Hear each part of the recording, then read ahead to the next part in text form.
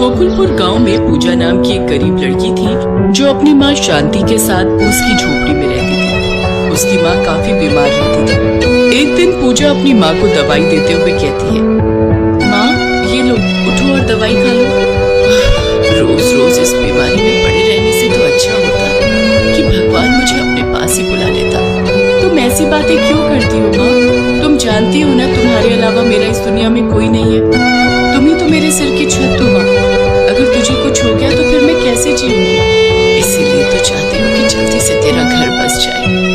अपनी माँ की सुनी आंखों में खुद की शादी का ख्याल देखकर पूजा बात को बदलते हुए कहती है, आप भी ना माँ, जब देखो मुझे अपनी बातों में उलझाए रखती हैं। अब मैं जल्दी से खेतों में से मूली तोड़कर बाजार में बेच आती हूँ, नहीं तो कोई और उसे ना ले जाए। मूली तोड़ने के बाद पूजा उसे बाजार में ले जाकर बेचने बैठ जाती है।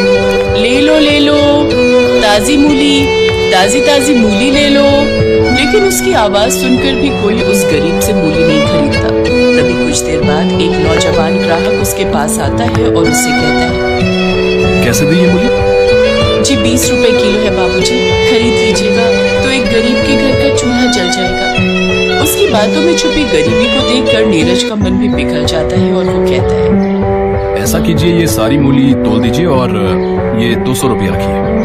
नीरज की दरियादिली देखकर पूजा का उदास चेहरा खुशी से भर जाता है और वो खुश होकर नीरज से कहती है, बहुत बहुत शुक्रिया साहब आपका। आज आपकी वजह से मैं अपनी बीमार माँ को भरपेट खाना खिला सकूंगी, साथ ही उनके लिए थोड़ी दवाई भी ले लूंगी। ऐसे ही कई दिन बीतते जाते हैं और नीरज अब रोज पूजा से आकर मूली खरीद कर ले जाता है। धीरे धीरे दोनों में जान पहचान हुई और दोनों दोस्त बन गए। फिर एक दिन नीरज पूजा के घर की दहलीज तक आ पहुंचा। अरे साहब, आप यहाँ अंदर आइए, हमारे इस गरीब खाने में आपका स्वागत है। नीरज अंदर जाता है और पूजा की माँ के पैर छूकर कहता है, प्रणाम। वही साहब हैं जिनकी वजह से हमारा घर चल रहा है। यही रोज आकर मुझसे सारी मूली खरीद कर ले जाते हैं। जीते रहो बेटा, जीते रहो। भगवान तुम्हारी हर मनोकामना पूरी करे। इस वक्त तो भगवान से पहले केवल आप ही मेरी मनोकामना पूरी कर सकती है माँ जी। क्या मतलब? मैं कुछ समझी नहीं बेटा।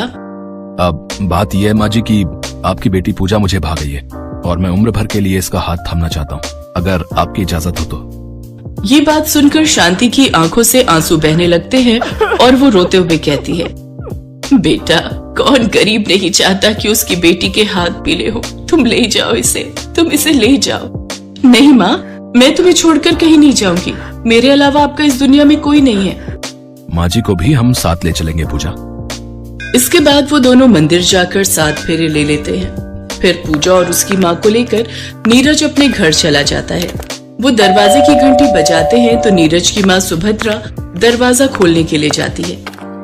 अब इस वक्त कौन घंटी बजा रहा है? ओहो, कहीं फिर से कोई भूखा नंगा तो नहीं आ गया।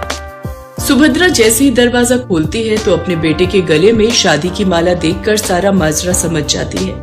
वो तो मैं तुम दोनों के गले में पड़ी माला को देखते ही समझ गई। खैर, हम कर भी क्या सकते हैं, अब तुम्हारी खुशी में ही हमारी खुशी है। मैं जानता था माँ, आप हमें जरूर माफ कर देंगी। लेकिन वो सब ये बात नहीं जानते थे कि सुभद्रा की इस हामी के पीछे कुछ और ही राज छुपा था। अगले दिन सुबह जैसे ही नीरज ऑफिस के लिए निकलता है तो सुभद्रा का अत्याचार दोनों माँ बेटी पर शुरू हो जाता है। अरे ओ गरीब खाने से आई हुई माँ बेटी, इस महल को देखकर तो तुम दोनों की आंखें चौंधिया गई होंगी ना।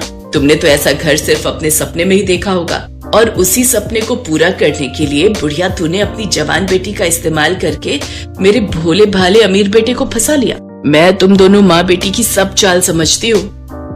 बहन जी, ऐसा कुछ नहीं है, आप गलत समझ रही हैं। बस अब नाटक बंद करो और जल्दी से काम पर लग जाओ। ए बुढ़िया, चल किचन में बर्तन पड़े उन्हें धो दे। और तू बहुरानी या रानी जो भी है, जल्दी से सारे घर में झाड़ू पोछा लगा और फिर कपड़े पड़े उन्हें धो दे। लेकिन सासू माँ, मेरे होते हुए आप ये सारे काम मेरी माँ को करने के लिए क्यों कह रही हैं? वो तो पहले ही बीमार है। सुभद्रा अपनी बहू के बाल पकड़कर उसे कहती है, अच्छा, अपनी माँ पर बड़ी दया आ रही है। एक तो अपने लटके झटके दिखाकर मेरे बेटे को फांस लिया, ऊपर से दहेज के नाम पर इस बुढ़िया को अपने साथ ले आई। चलो अब दोनों जल्दी जल्दी काम करो। मैं घर का सारा काम कर लूंगी बहन जी, बस आप मेरी बेटी को परेशान मत कीजिए। फिर बेचारी शांति और पूजा दोनों काम पर लग जाती हैं। ऐसे कई दिन बीत जाते हैं। नीरज के जाते ही सुभद्रा दोनों से दिन भर काम लेती और उन दोनों पर अत्याचार करती। शांति, अरे ओ शांति, अरे कहाँ मर गई बुढ़िया? सासू माँ, आज मेरी माँ की तबीयत ठीक नहीं है, उन्हें तेज बुखार है। अगर कोई काम है तो आप मुझे बता दीजिए। अच्छा, तो वो महारानी मेरे घर में आराम फरमा रही है, अभी बताती हूँ उसे। ये कहकर सुभद्रा पानी की बोतल आराम कर रही शांति पर उड़ेल देती है। बहन जी, ये क्या तरीका है एक सोते हुए इंसान को जगाने का? चुप कर, अब तू 2 टके की बुढ़िया मुझे तरीका बताएगी? चल खड़ी हो, घर का सारा काम बाकी है और तू यहाँ घोड़े बेचकर सो रही है। बहन जी, मुझे बुखार है और मुझे चक्कर भी आ रहे हैं। आज मुझ में बिल्कुल हिम्मत नहीं है कि मैं कुछ काम कर सकूं। तुम जैसे भिखारियों की नौटंकी बाजी में अच्छे से जानती हूँ। बस बेड पर पड़े पड़े ही मुफ्त की रोटी तोड़नी है तुमने। अगर घर का काम नहीं किया ना तो भूखा मारूंगी तुम लोगों को। तुम जैसे भिखारियों की एक ईंट तक खरीदने की औकात नहीं। वो एहसान मानो मेरा जो तुम्हें इस आलीशान छत के नीचे रहने को मिल रहा है। बेचारी गरीब माँ बेटी को अपनी ऐंठ दिखाते हुए सुभद्रा वहाँ से चली जाती है और अपने कमरे में जाकर आराम से बेड पर लेटे लेटे गोंद के लड्डू खा रही होती है। सुभद्रा रोज इसी तरह उन दोनों पर किसी न किसी बहाने से अत्याचार करती रहती। इन दोनों गरीब औरतों पर कितना भी अत्याचार कर लो, लेकिन ये दोनों है कि यहाँ से खिसकने का नाम नहीं करे। अब मुझे अपना आखिरी दाव खेलना ही होगा। अरे बहू, कहाँ मर गई? इधर तो आ। जी माँ जी, आपने बुलाया मुझे? तूने मेरी साड़ी प्रेस किया नहीं? जी वही कर रही थी।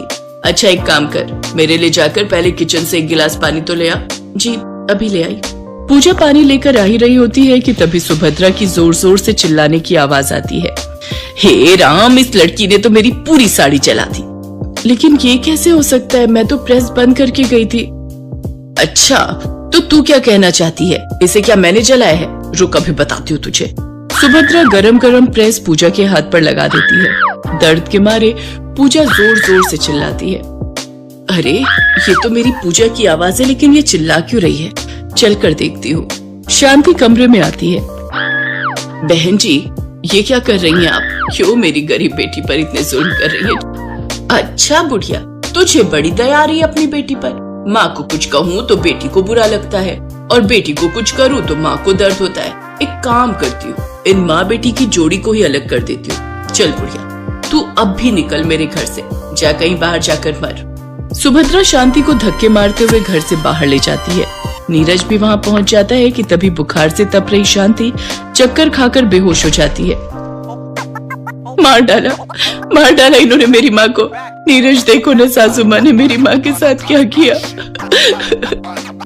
फिर पूजा उसे सुभद्रा के अत्याचारों के बारे में बताती है, जिसे सुनकर नीरज कहता है, वाह माँ वाह, रंग बदलने में तो आपने गिरगिट को भी पीछे छोड़ दिया। एक बीमार बूढ़ी औरत पर जुल्म ढाते हुए आपके हाथ नहीं कांपे। अब मेरा आपसे कोई रिश्ता नहीं। आपको तो बस ये शान और शोहरत प्यारी है ना, तो रहिए अब आप अपनी इसी दौलत के साथ। अब रहिए इस बड़े घर में अकेले। ये कहकर नीरज शांति को उठाकर डॉक्टर के पास ले जाता है, जहाँ डॉक्टर उसे दवाई देता है।